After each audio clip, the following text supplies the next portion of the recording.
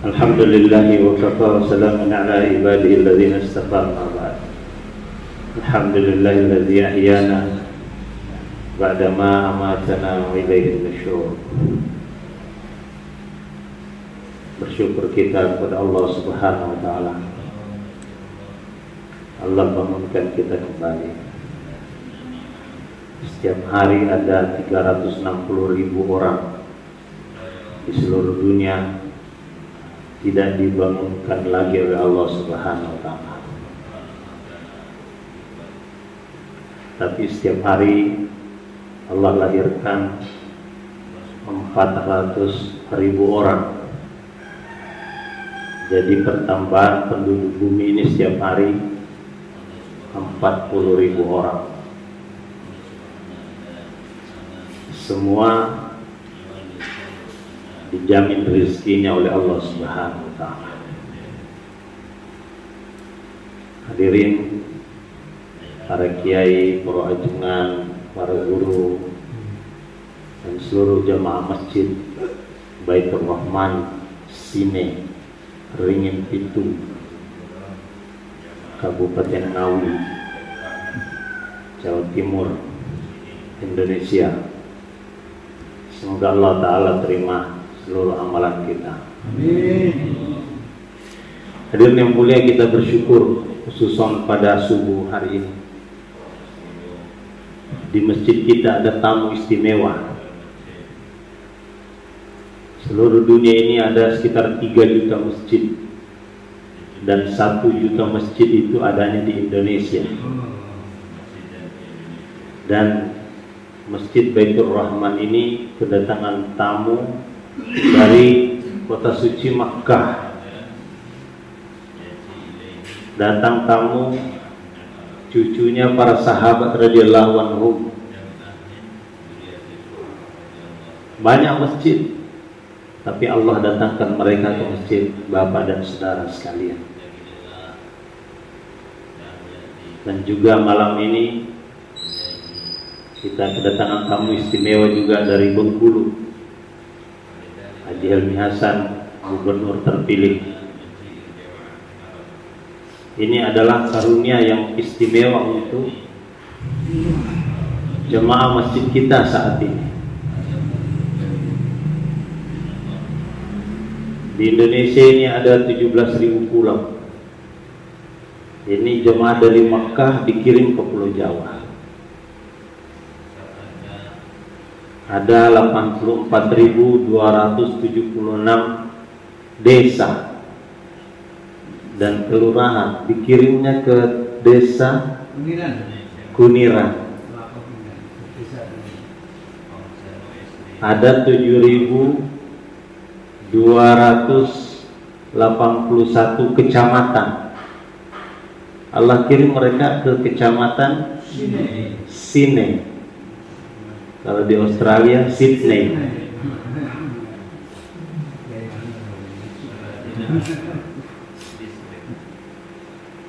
Ada 514 kabupaten dan kota.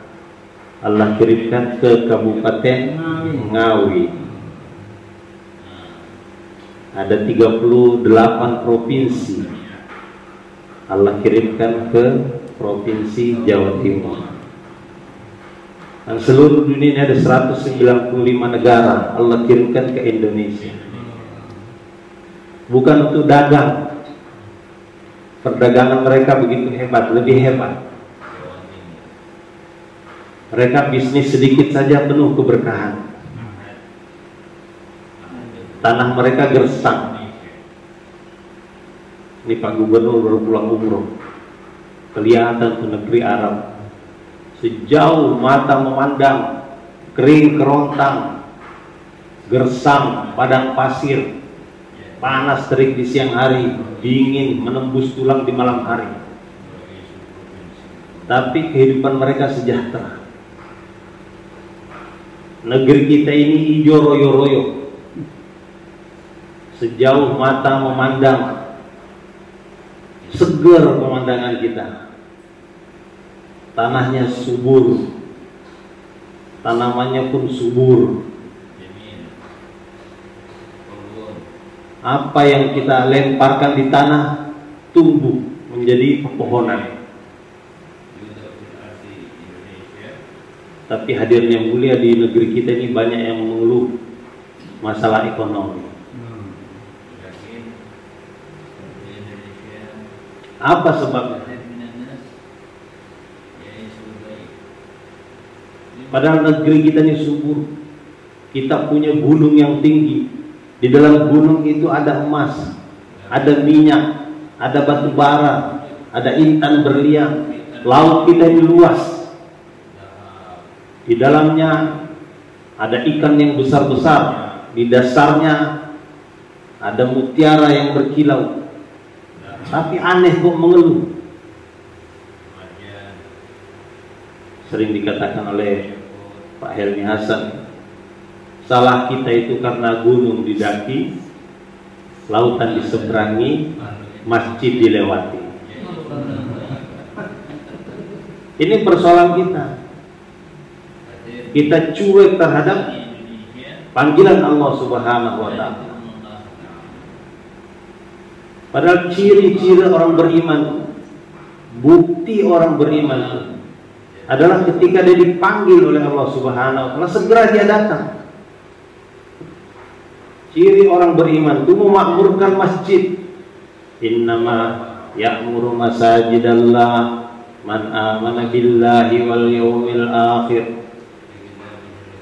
Sesungguhnya orang yang memakmurkan masjid-masjid Allah itulah orang yang beriman kepada Allah dan hari akhir. Termasuk orang sedoyo iki loh yang betul-betul memakmurkan masjid, masya Allah. Pagi-pagi dingin, di sini sejuk, tetapi bisa mengangkat selimut, meninggalkan istri yang cantik, pergi ke masjid Baitur Rahman. Ada orang badannya kuat, angkat cangkul kuat, mikul beras kuat, tapi angkat selimut pagi-pagi nggak kuat. Ini ciri-ciri ahli surga. Hadirin yang mulia, banyak orang Islam yang tidak sholat. Ini yang dirisaukan oleh masyayikh.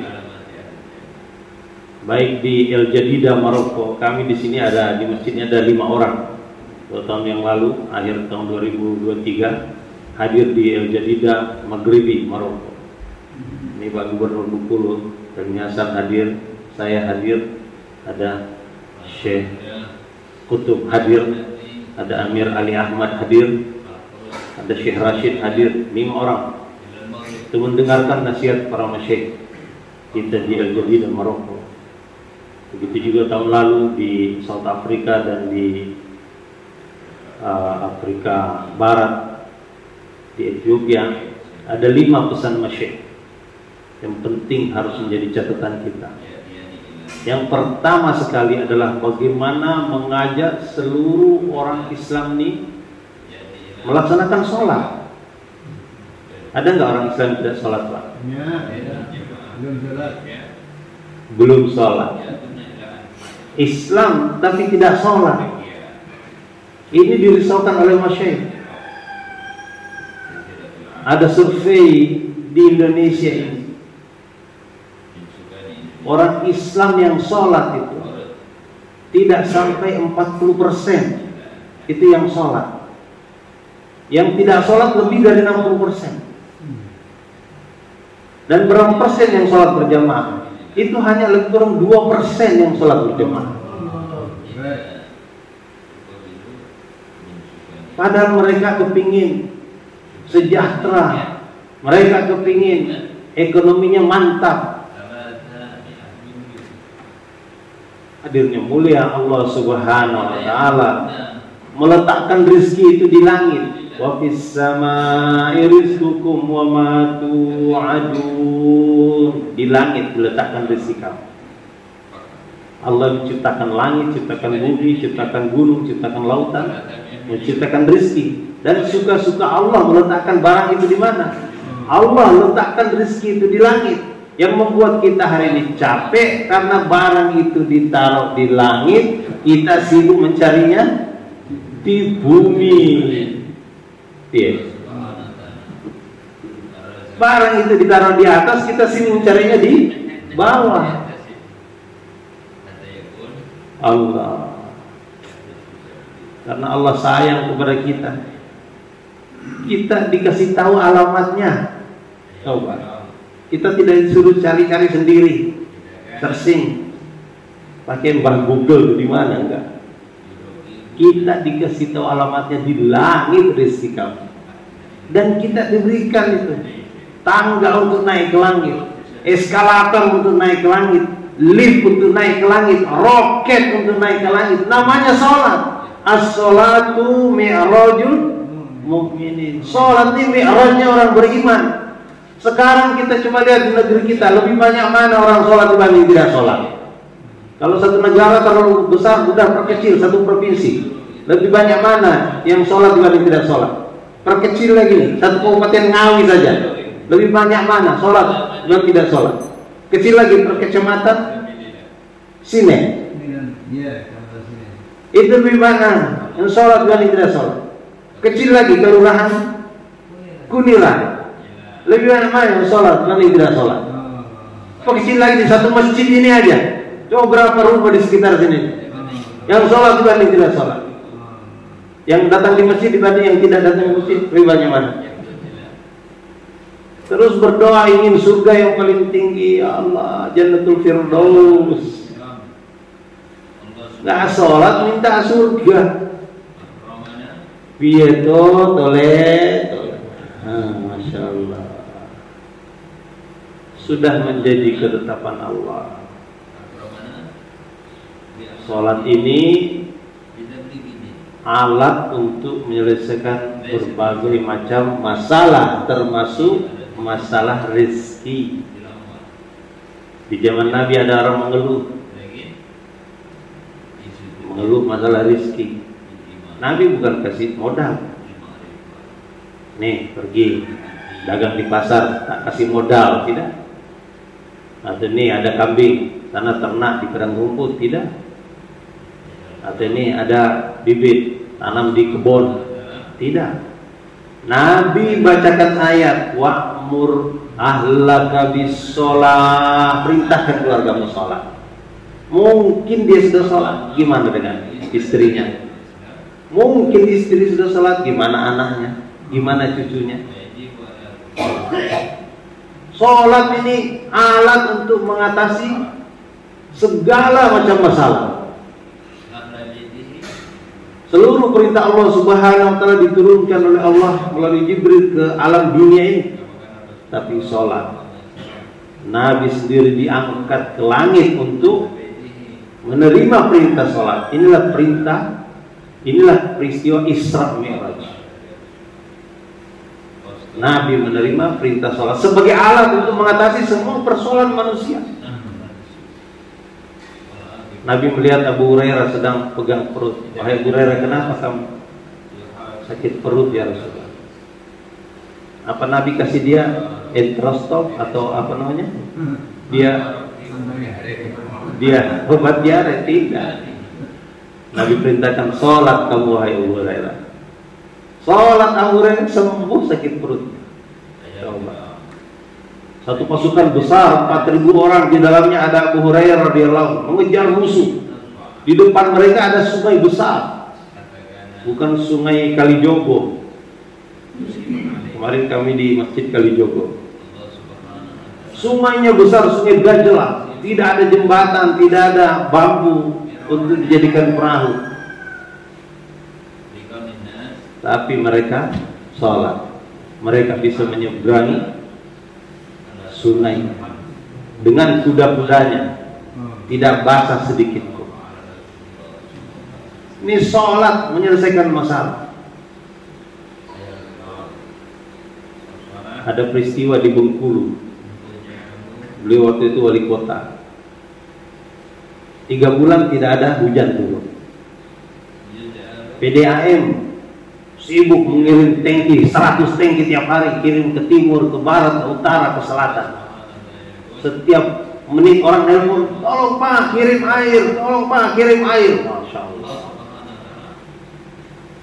Kemudian Pak Helmi merintahkan, ayo kita sholat istisqa.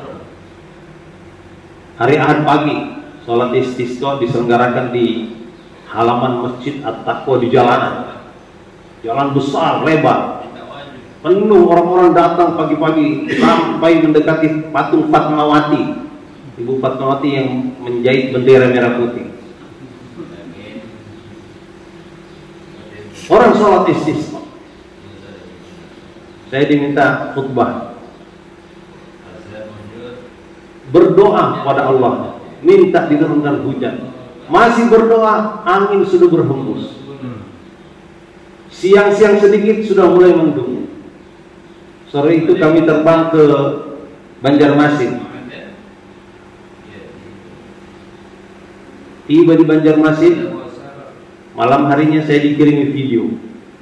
Ini hujan sudah turun. Imam-imam masjid itu mandi dengan air hujan dari pancuran masjid. 3 bulan hujan tidak turun, sholat 1 kali, langsung hujan turun dari langit. Bagaimana hebatnya sholat itu? Saya telepon camat Sawah Lebar, Pak Camat, bikinlah sholat istisqa di kecamatan. Dia bilang, wah saya takut Ustaz, soalnya di kecamatan saya kalau hujan sedikit saja suka banjir. Sampai Pak Camat takut bikin sholat istisqa, takut kebanjiran kecamatannya. Gubernur waktu itu sudah memutuskan untuk sholat istisqa di provinsi hari Jumat, tapi dibatalkan karena hujan sudah turun. Berapa harganya kalau hujan kita mau turunkan? Ini sekarang ditemukan teknologi menurunkan hujan. Naikkan garam ke awan, sewa pesawat, pesawatnya 100 juta. Bawa garam harganya kira-kira 50 juta untuk ditaburkan di awan. Kadang-kadang ditabur di sini, angin bawa ke sana, airnya turun di laut. La ilaha illallah.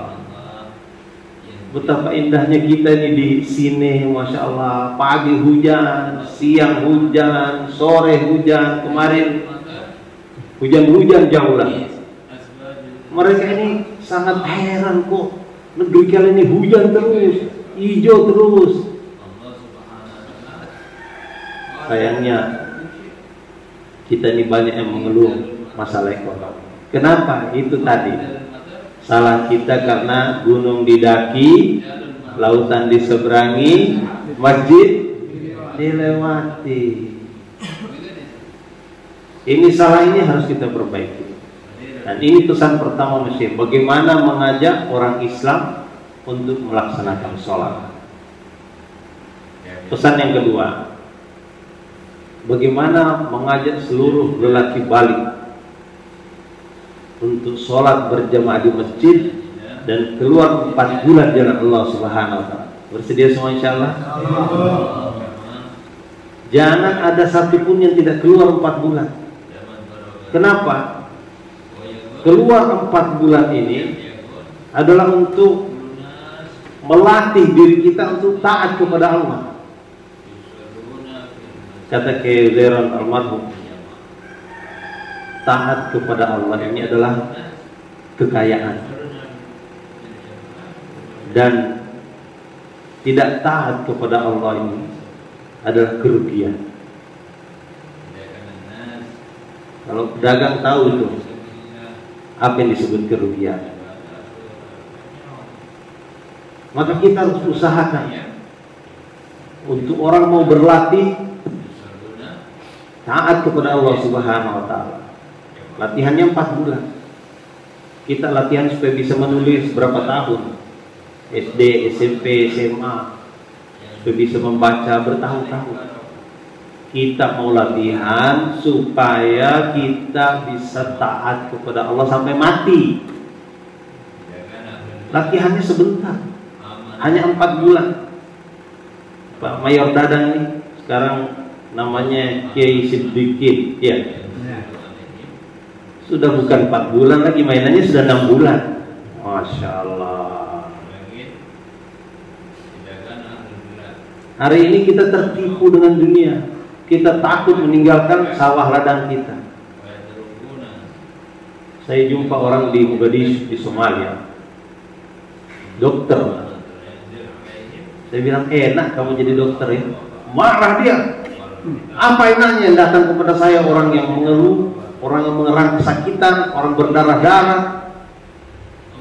Saya bilang, apa yang kamu lakukan? Kamu cuma ngasih obat, kamu ngasih pil, kamu ngasih korban, Allah yang sembuhkan, kamu yang terima duit.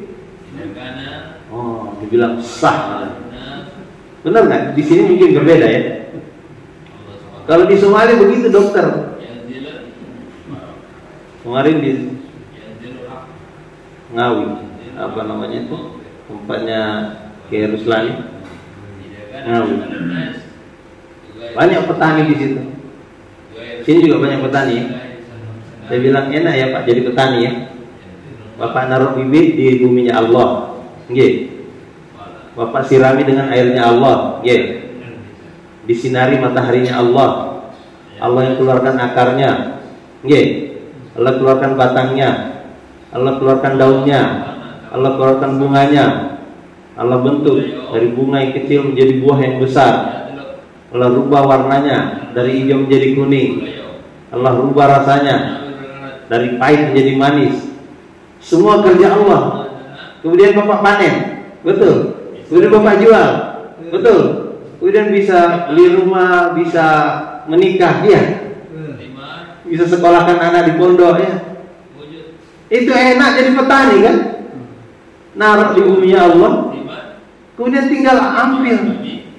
Seharusnya kalau pandai bersyukur, udah kita lagi tidur tuh Allah keluarkan akarnya, Allah bekerja. Kita lagi bersama istri, Allah keluarkan daunnya, Allah keluarkan buahnya, Masya Allah. Enak jadi petani. Tapi karena kita tidak sadar nih kerja Allah, maka kita ketika dipanggil Allahu Akbar, Allahu Akbar, cuek, bebek. Hai. Kita harus pikir, jangan hanya kita nih yang sholat. Mas Syekh menyampaikan 100% lelaki balik ini harus berjamaah di masjid. Itu harus ada dalam pikiran kita. Tidak ada satupun orang balik yang boleh meninggalkan sholat berjamaah di masjid. Kalau ada satu orang meninggalkan sholat, bahaya besar. Itu sebabnya di zaman Rasulullah, di zaman Sayyidina Abu Bakar, di zaman Sayyidina Umar, ketika imam selesai sholat, imam menghadap ke jemaah atau menghadap ke jemaah itu mengabsen siapa nih yang tidak hadir. Satu subuh, Sayyidina Umar melihat sepertinya ada yang kurang, sepertinya ada yang tidak datang. Maka Sayyidina Umar melihat satu persatu. Tahu dia mana Sulaiman bin Abi Asman. Namanya Sulaiman bin Abi Asman.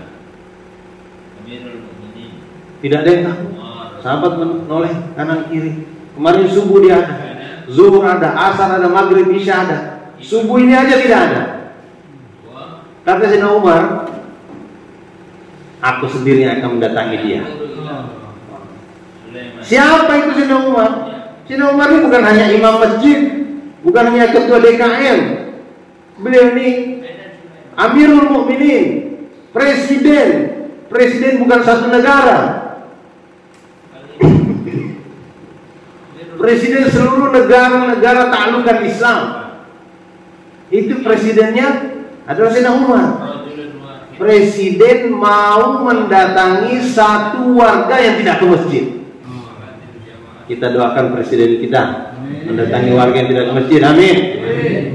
Kita doakan para menteri, para gubernur, para bupati, wali kota, camat, lurah, RW, RT mendatangi warga yang tidak ke masjid. Amin, amin. Kalau ini dibuat, insya Allah masjid kita akan makmur. Kalau masjid kita makmur, insya Allah akan datang janji Allah Subhanahu Wa Taala. Walau anna ahlal qura amanu wattaqau lafatahna 'alaihim barakatim minas samai. Satu kampung ini, kalau orang yang iman dan takwa, Allah akan bukakan keberkahan dari langit dan bumi. Keberkahan dari langit dan bumi. Tandanya orang kampung itu iman takwa, makmur masjidnya.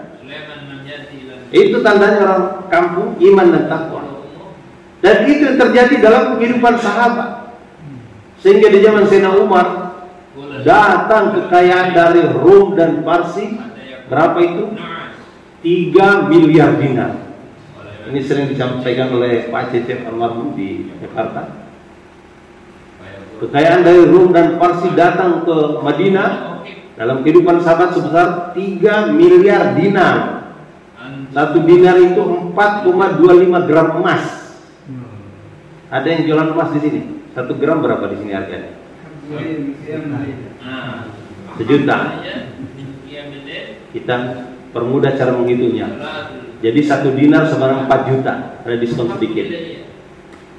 4 juta kali 3 miliar sama dengan 12.000 triliun. 12.000 triliun itu bukan uang sedikit. Saya dengar utang NKRI hanya 8.000 triliun. Kalau kita pinjam uang sahabat 8.000 triliun, masih sisa mereka 4.000. Betul apa betul? Masih sisa 4.000. Lunas hutang NKRI satu negara. Masya Allah. 12.000 triliun itu kalau dibagi lagi dengan jumlah sahabat yang 124.000. Setiap satu orang, setiap satu kepala dapat jatah 96,7 miliar. Bukan uang sedikit itu kalau 96,7 miliar. Kalau Bapak tumpuk uang 100.000 1 senti itu 10 juta isinya. Kalau 10 senti 100 juta.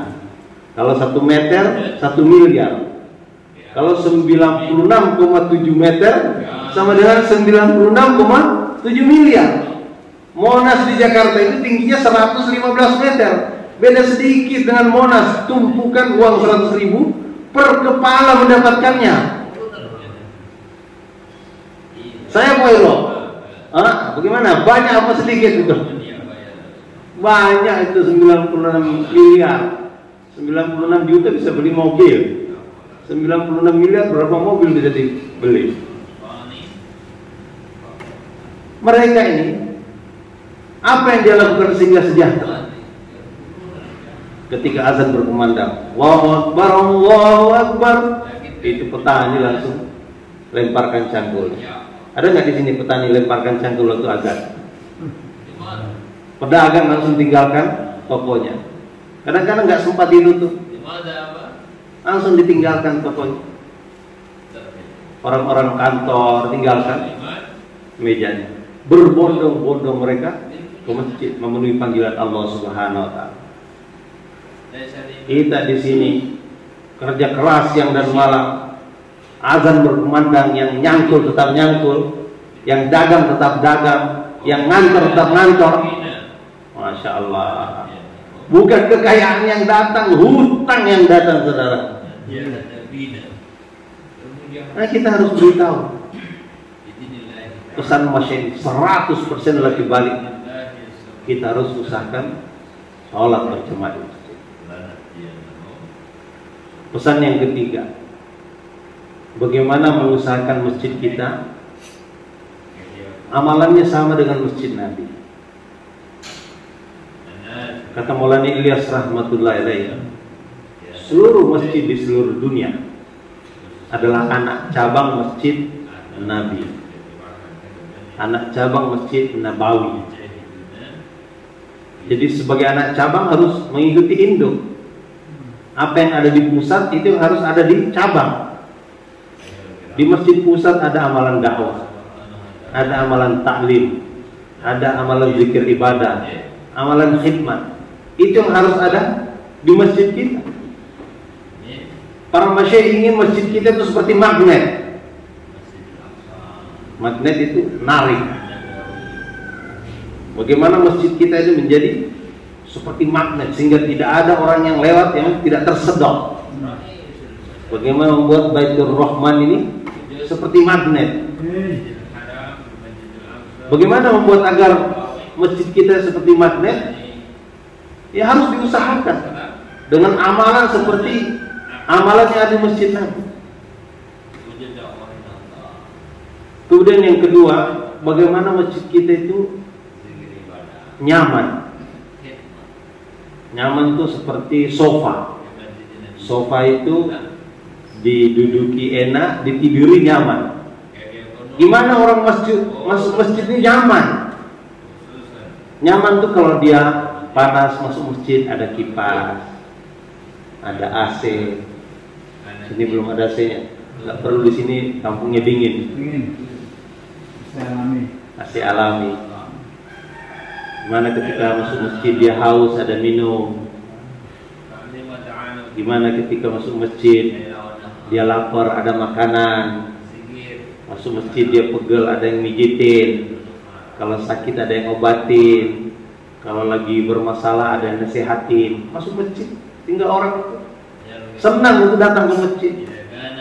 Kalau dia ngantuk ada bantal, tempat istirahat, masya Allah. Di Kamboja semua masjid itu ada bantalnya. Walaupun masjidnya kecil-kecil. Kami tahun 2018 bersama Pak Gubernur skill di Kamboja selama 4 bulan. Semua masjid menyediakan bantal untuk tamu-tamu. Ada bantal yang masih baru untuk tamu-tamu luar negeri. Ada bantal yang sudah banyak pulaunya. Itu untuk orang dalam negeri.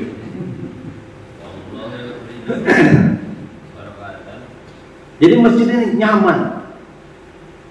Bagaimana membuat masjid kita ketika orang datang itu betah dan tidak mau pulang. Kalau nggak disusuli sama istri nggak pulang ke rumah. Kita harus hidupkan masjid 24 jam. Terutama yang sudah tua-tua, yang sudah pensiun, yang sudah tidak kuat nyangkul, sudah tidak kuat angkat padi. Udah, habiskan aja waktunya di masjid. Menunggu kedatangan dijemput malakal maut. Nanti akan jumpa bidadari yang cantik. Kalau di dunia ini bidadarinya secantik-cantiknya, lama-lama hilang juga kecantikannya. Jadi di masjid kita buat amalan seperti amalan masjid Nabi. Ada amalan dakwah, taklim, zikir, ibadah dan khidmat. Kita harus buat usaha datangnya umat di sekitar masjid. Sekarang ini supaya orang ini mudah dan mau datang ke masjid, yang paling gampang itu sediakan makanan di masjid. Sediakan singkong rebus. Ini banyak singkong. Singkongnya mahal atau murah? Murah. Nah, tiap hari sediakan singkong rebus. Kenapa orang habis sholat subuh cepat-cepat pulang? Lapar, ingin makan, baru pergi ke kebun, baru pergi ke kantor, pergi ke tempat kerja. Tapi kalau sudah ada makanan di masjid, maka dia dari rumah ke masjid ke tempat kerja. Inilah rute yang benar dari kaum muslimin. Rumah, masjid, kantor, atau rumah, masjid, sawah. Pulang dari sawah, masjid lagi, baru rumah. Kenapa dia perlu ke masjid dulu? Di masjid ini ada rumah malaikat, ada keberkahan. Masuk masjid doa, Allahumma ftahli abwaaba rahmatik. Wahai Allah, bukakan bagiku pintu-pintu rahmatnya. Dia ambil rahmat dari masjid. Dari masjid dia pergi ke kantor, menyebarkan rahmat di kantor. Ke pabrik, menyebarkan rahmat di pabrik. Ke sawah, menyebarkan rahmat di sawah. Sehingga tidak ngambil airnya orang, tidak ngambil padinya orang dan sebagainya. Pulang dari sawah, balik lagi ke masjid, baru ambil lagi rahmat di masjid. Pulang ke rumah, sebarkan rahmat di rumah. Di rumah akan ada kasih sayang. Itulah rumah yang sakinah, mawaddah, warahmah. Ini rute harian orang beriman. Rumah, masjid, kantor. Rumah, masjid, sawah. Sawah, masjid, rumah. Tapi hari ini orang balik dari sawah langsung pulang ke rumah, Dari pasar langsung ke rumah. Setan-setan yang di pasar itu ikut ke rumah. Dia dagang rugi, yang dimarahin istrinya. Jadi di rumah berantakan. Jadi kita buat masjid kita yang nyaman. Kemudian yang ketiga, bagaimana membuat masjid kita itu ngangenin, membuat rindu. Sebagaimana Masjid Nabi yang sudah pergi umroh, ini Pak Gubernur baru pulang umroh, tahun lalu juga pergi umroh. Kenapa? Karena Masjid Nabi itu ngangenin. Bagaimana membuat masjid kita itu bikin kangen, pergi kemana tapi selalu rindu ingin balik lagi. Ini gimana agar masjid Baitur Rahman, Beringin Pitu, sini ini ngangenin. Orang pergi kemana-mana tapi ingin balik lagi ke sini. Sini bukan hanya pemandangannya indah, tapi juga senyum orang-orang yang ada di masjid ini memang membuat kangen. Kalau datang satu masjid, wah, mulai dari tukang parkirnya cemberut, kemudian keamanannya cemberut, kemudian tukang pukul beduknya cemberut, terus marbotnya cemberut, imamnya cemberut, khotibnya cemberut. Malas orang datang ke masjid. Orang kan lebih suka datang ke mall, datang ke hotel, datang ke kafe, tukang parkir senyum, satpam senyum, kemudian itu resepsionis senyum, petugas yang mengaduk teh kopi itu senyum, semua orang senyum. Jadi orang senang datang ke kafe, walaupun harus keluar duit, tapi senang karena apa? Orang-orang itu senyum. Kadang-kadang kita datang ke masjid, udah wajahnya cemberut semua, kita sholat, kaki kita diinjaknya pula. Bagaimana orang mau datang ke sana? Bagaimana masjid itu bisa ngangenin?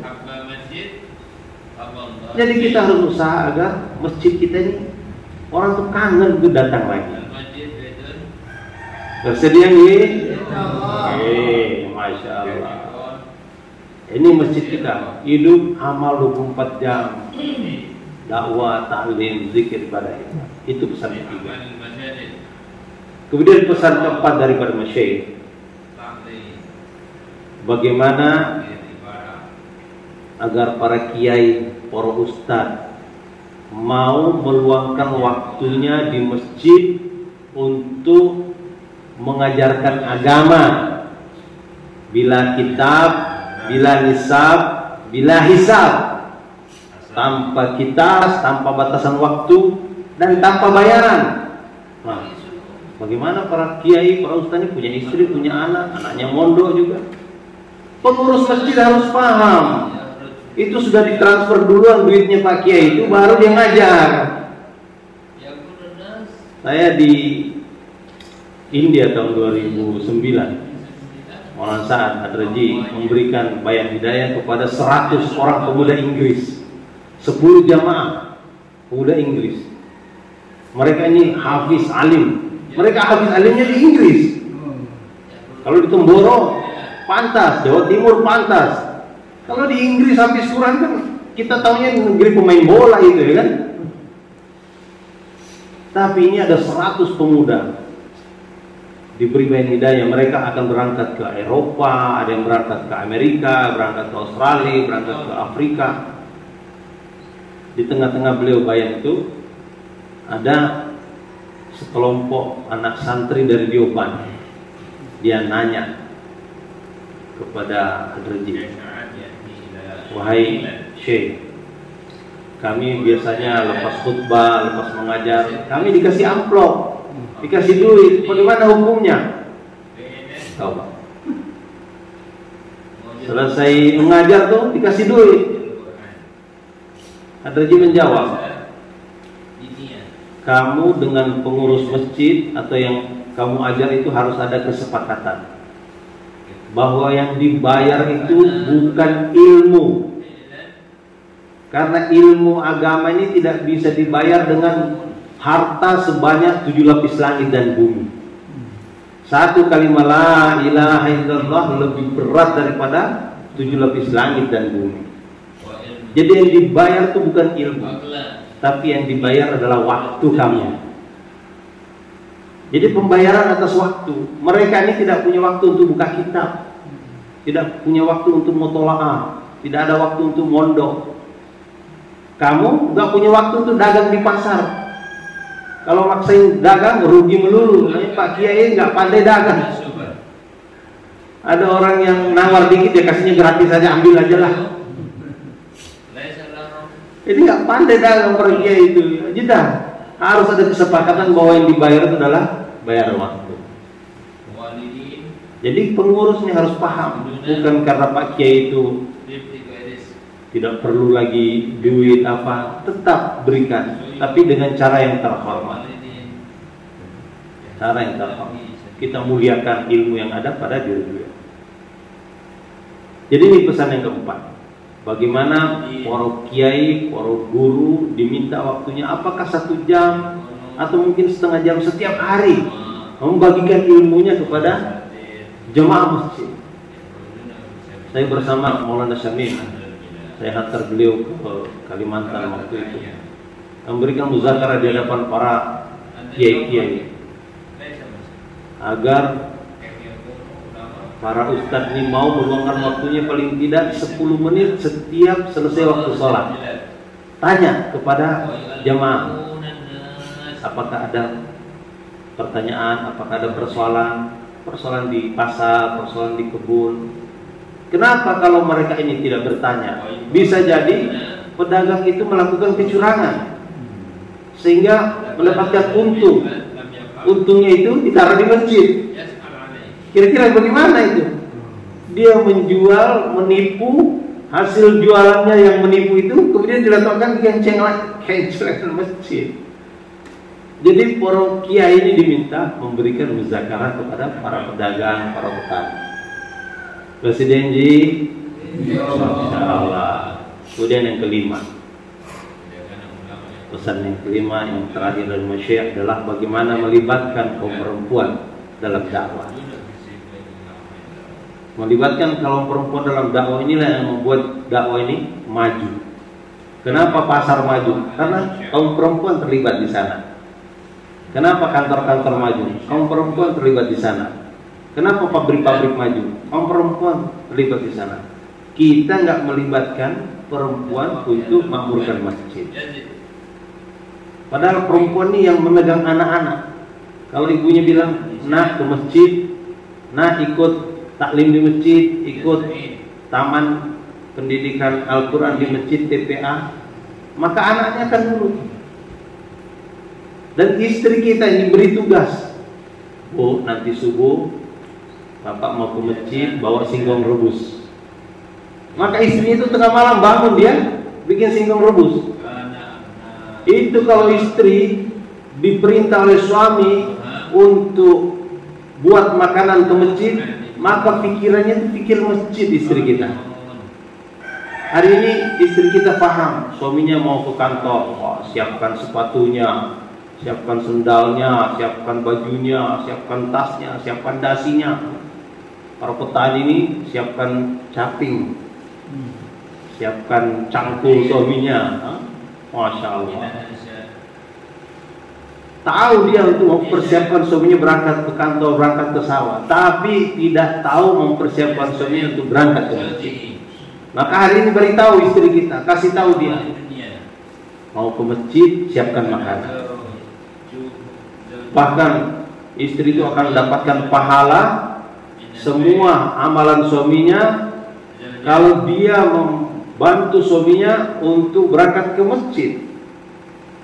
Setiap langkah suaminya berangkat ke masjid, digugurkan dosa, diberikan pahala, diangkat derajat. Istri akan dapat di rumah. Kalaupun dia tengah mencuci, dia tengah menyapu, dia tengah memasak, pahala mengalir kepada dia. Istri.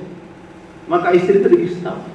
Dia siapkan sendal suaminya, siapkan sarung suaminya, siapkan baju gamis suaminya, siapkan songkok suaminya.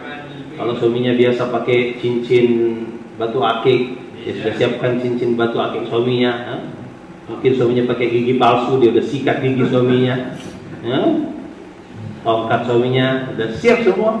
Menjelang azan sudah berangkat. Dia dapat pahala. Jadi melibatkan istri. Inilah 5 pesan Syekh. Kalau kita buat ini, insya Allah masjid kita akan makmur. Dan inilah yang akan mewujudkan apa yang kita inginkan bersama, ingin hidup sejahtera. Seharusnya Indonesia ini lebih sejahtera daripada negeri-negeri Arab. Negeri Arab punya minyak, kita juga punya minyak. Negeri Arab punya satu macam buah saja, paling banyak 2, hanya kurma dengan apa? Watin, ada lagi zaitun. Ini 3 biji kita punya, ya Allah. Kita punya durian, rambutan, mangga, pisang, ada lengkeng, ada cabai, tomat. Mana bisa cabai tumbuh di Mekah sana?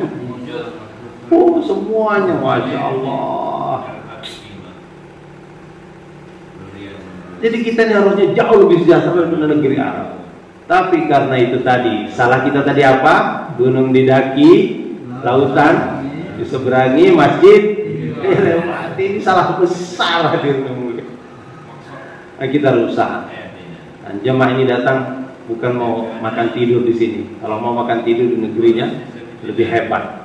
Daging unta hari-hari mereka makan. Bahkan mereka hari-hari mandi air Zam-Zam.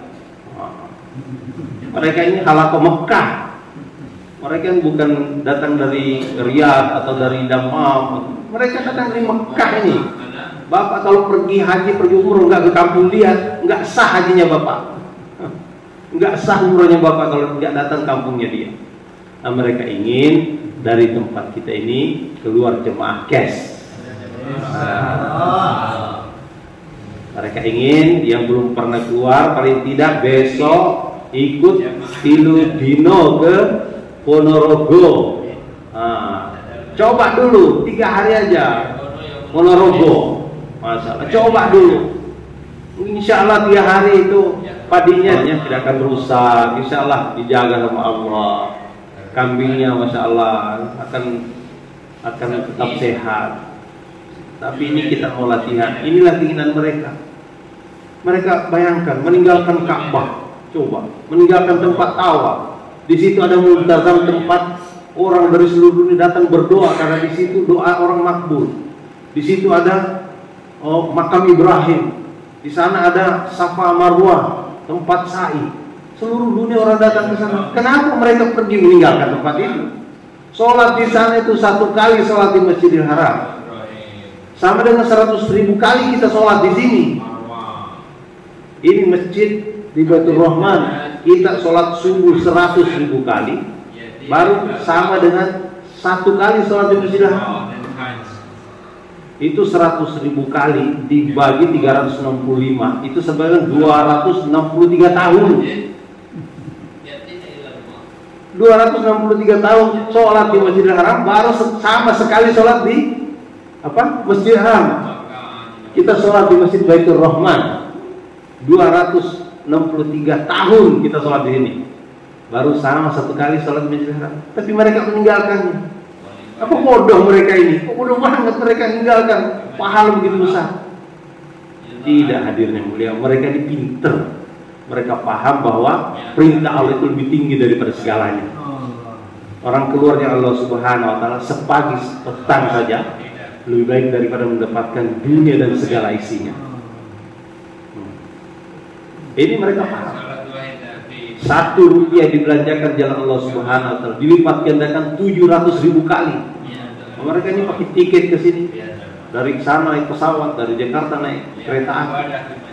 Itu berjuta-juta mereka belanjakan kali 700.000. Jadi orang keluarnya Allah Subhanahu wa Ta'ala ini Allah berikan pahala begitu besar, ganjaran begitu besar. Dan inilah yang akan mendatangkan kesejahteraan. Allah perintahkan falyabudu rabb hadzal bait allazi at'amahum min ju' wa amanahum min khauf.